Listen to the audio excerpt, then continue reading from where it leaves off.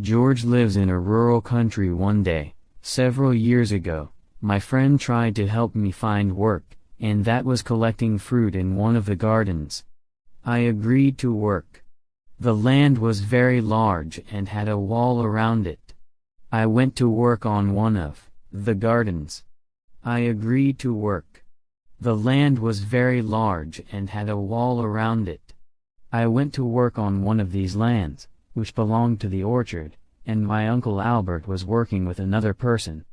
But in the same land where I work, my uncle, Albert, is a short distance away from me. He had his family with him, but I came to work without my family. The daily work would begin, in the morning until night, collecting apples. I continued this work for a week, and one day at noon I felt something strange made my body shiver, and at the end of this place was a pool of water. When collecting apples, look at this pool to find the apple that fell into it to collect. I continued working, but I had a strange feeling inside me, so I decided to distract myself and go to my uncle Albert's to drink tea. Suddenly, while I was sitting with him, I looked into the water and saw a fairy that made my body freeze with fear. I tried to describe her appearance to myself.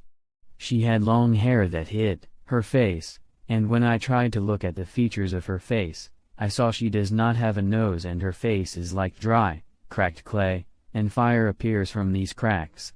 She wears a black dress. She did not see me. She suddenly appeared in the water, only I saw her. I continued working after what happened, but I did not forget. This is the most terrifying thing I have ever seen in my life. I did not remain silent.